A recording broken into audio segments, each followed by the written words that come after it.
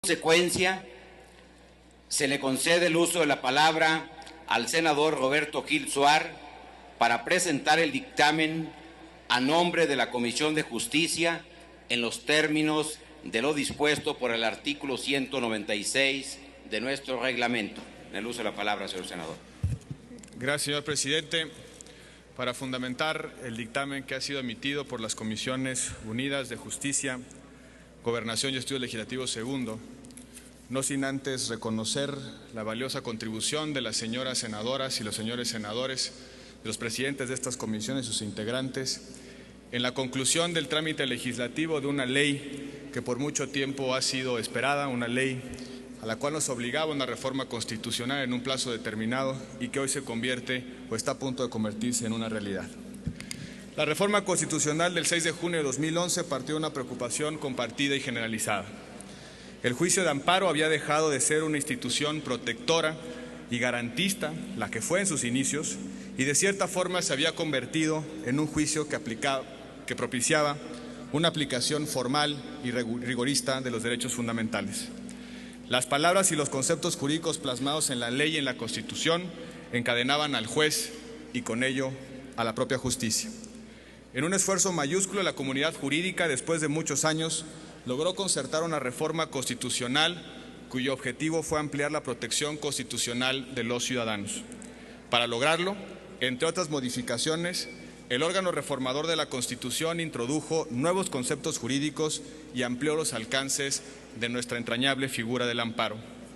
Como consecuencia de esta reforma, recayó en el Congreso de la Unión una inmensa responsabilidad: lograr articular una ley reglamentaria que no solo respetara y honrara las modificaciones constitucionales, sino que también le diera nueva vida e impulso. El proyecto de decreto por el que se expide la ley de amparo se presentó en esta Cámara de Senadores hace poco más de 2 años, el 15 de febrero de 2011. Se empezó a discutir al mismo tiempo que se analizaban las reformas constitucionales ya mencionadas. Después de extensos debates se logró aprobar el 13 de octubre de ese año. Era entonces el turno de nuestra colegisladora de deliberar. Fue hasta el 12 de febrero del año en curso que la Cámara de Diputados aprobó la minuta que hoy está a consideración de esta Asamblea. Regresa esta ley para el propósito de analizar 8 modificaciones al cuerpo normativo y 3 al cuerpo de los transitorios. Es la posibilidad también de aprobarla, ponerle fin a su trámite legislativo y enviarla al Ejecutivo para efectos de su promulgación y su publicación. Hoy las Comisiones Unidas de Justicia, Gobernación y Estudio Legislativo segunda presentamos ante ustedes, compañeras senadoras, compañeros senadores, el dictamen por el que se aprueban y se allanan a las modificaciones realizadas por la Cámara de Diputados y que da lugar a una nueva ley de amparo. La pregunta que nos tenemos que hacer en este momento es si la ley que está contenida en este dictamen cumple satisfactoriamente las expectativas y retos planteados en la reforma constitucional de 2011. A juicio de estas comisiones, la respuesta es afirmativa. La nueva ley de amparo, en consonancia con la reforma del 6 de junio de 2011, extiende la puerta de entrada a la justicia constitucional, especialmente con la introducción de 3 conceptos que podemos considerar como conceptos abiertos. Si bien estos ya estaban presentes en la jurisprudencia de la Corte Suprema de nuestro país, hoy se convierten en contenidos de nuestra propia legalidad. La ley los acoge y les da pleno reconocimiento. Y me refiero a los conceptos de derechos humanos, normas generales e interés legítimo como la nueva fisonomía del juicio de amparo. El primer concepto modifica el tipo de derechos que pueden ser afectados por la autoridad y también tutelados por el propio juicio de amparo. El segundo, el tipo de normas que están sujetas al control constitucional. Y el tercero, abre la posibilidad a más personas para la legitimación en la interposición del juicio de amparo. El concepto de derechos humanos, en consonancia con la reforma en esa materia, sustituye al concepto tradicional de las garantías individuales. Y esto permite que se protejan no solamente los derechos consignados en la Constitución, sino también aquellos que se encuentran recogidos en los tratados internacionales de los que el Estado mexicano es parte. Lo anterior se traduce en que en la esfera jurídica de los gobernados se introduce una pléyada muy importante de derechos, el patrimonio ético de la humanidad labrado con mucho tesón a lo largo de nuestra historia.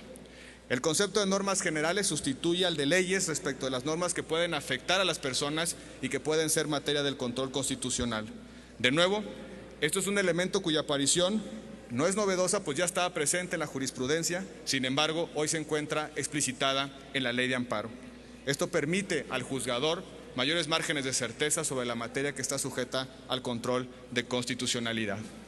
El concepto de interés legítimo viene a acompañar al antiguo concepto del interés jurídico, el cual se ha identificado como el derecho subjetivo que tiene cualquier persona para interponer el juicio de amparo y con ello obtener la protección de la justicia federal.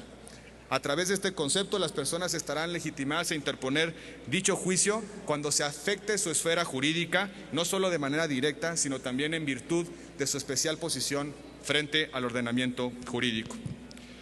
Lo anterior amplía la protección constitucional, pero con esta nueva ley, dicha protección se otorga sin necesidad de acreditar una determinada calidad frente a la materia en litigio. Y eso me refiero también a la defensa de los derechos humanos que se logra a través de la facultad que se reconoce en esta ley de la Suprema Corte de Justicia de la Nación de emitir con efectos generales declaratorias de inconstitucionalidad. Es un elemento de la mayor importancia para el acceso efectivo a la justicia. Pues bien, estas permitirán que mediante la expulsión del sistema de normas que han sido tachadas por inconstitucional después de la reiterada jurisprudencia de las salas o del Pleno de la Suprema Corte, las personas ya no tengan que acudir nueva cuenta a los tribunales para evitar que esa norma siga siendo aplicada. Se rompe así las desventajas que se suscitaban entre ciudadanos que no tenían acceso pleno a la justicia para pedir el amparo y obtener la protección de la justicia federal. Estos y otros cambios contemplan esta nueva ley de amparo que debe ser vista como el nuevo piso de nuestra justicia constitucional, pero también como el nuevo modelo de protección de los derechos de las personas y de los ciudadanos. La introducción de los conceptos a los que he hecho referencia permitirá, por la apertura del contenido de sus propias circunstancias, que la discusión continúe, que deje los recintos parlamentarios con la aprobación que inmediatamente después de esta discusión se realizará, para que esa discusión constitucional se resida en las Cortes y sobre todo también en las universidades. Ahora será el turno de los juzgadores y de los gobernados de hacer que la ley que hoy proponemos tenga plena virtud aplicativa y sobre todo que sea una realidad en perpetua construcción. Quienes le darán vida a esta ley, por tanto, no seremos más los legisladores que hoy concluimos nuestra intervención, por lo menos en este momento. Será el Poder Judicial y los ciudadanos, los operadores jurídicos, quienes se encargarán de darle vida a sus contenidos y de hacer de este texto realidad maleable que nos permita acercarnos a un mejor estadio de protección de los derechos en nuestra democracia. Las comisiones que hemos dictaminado esta ley, estamos convencidos de que la ley de amparo, que hoy concluirá su trámite legislativo, es una ley buena para México y sobre todo buena para los mexicanos. Muchas gracias, señor presidente. Gracias, señor senador Roberto Gil Suar.